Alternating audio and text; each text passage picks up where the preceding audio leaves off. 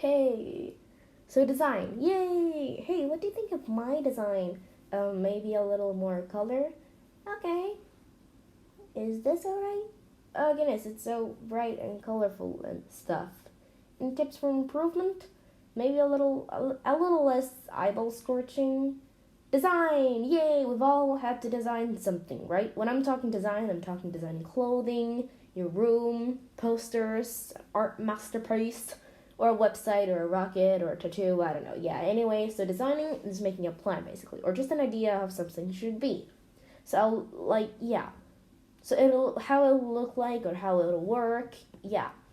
That's often a design, often displayed on a paper or something. So, planning is important. You can't just start eating something without planning it first. Eating that steak without planning the exact steps. Are you a psycho? No. That's right. For a moment, okay, yikes. Anyway, planning is, of course, important. Too colorful? No. Too black and white? No. Too aesthetically displeasing? No. That was not too hard. Here's 3 tips to up your design game. Number 1, design freely. Do not expect the first version of the design to be a masterpiece because you'll just end up disappointing yourself unless you're a prodigy. It's okay to dream big, but you gotta practice first, and that'll take a while in itself. A lot of people say that, but it's true. That's why they say it a lot of times. Number 2, no pressure. Design like you've been doing this since 3 years earlier. Even if your designs literally proclaim that is not true because you freaking suck. I'm just kidding. It's not that I don't appreciate your kind gesture to make sure that I'm feeling well, but do y'all need to stare at me as I work on this? Number 3, pick one. Just go hardcore. Or okay, maybe not too hardcore, but pick one. If you're running out of time, you gotta pick one. Good or bad, nobody cares. Well, except the people who will actually use it or see it, but that's not important unless it is. Yeah, that was poetic. Making sure not to set too high expectations on yourself while you do stuff like design is an important thing, especially in the beginning. Just relax and stuff. Keep going. Don't try to be absolutely perfect.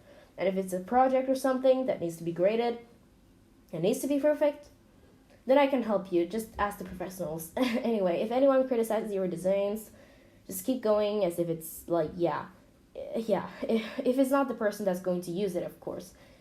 Like if it's your teacher and it's like a design project, then I don't know how to help you. Ask the professionals. Only accept practical criticism, like suggestions on improvement or pointing out what could be improved. If it's impractical, like, hey, it sucks, don't listen to them because they actually have no idea what they're saying. Only professionals will be able to actually help you improve. And if someone starts off with a comment that has no use to anyone or anything like telling you suck, then just see if they have anything else to say. Otherwise, keep designing. Nobody will be able to affect you if you don't let them.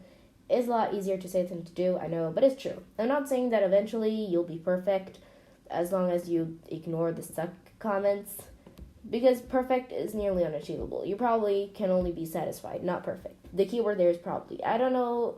I mean, I'm not very wise. I really have no idea what I'm doing half the time. Yeah. Also, don't listen to all kinds of practical criticism either. If you don't like it, thank them or don't thank them, and then don't do it anyway. Remember that if you're not satisfied, you'll never be.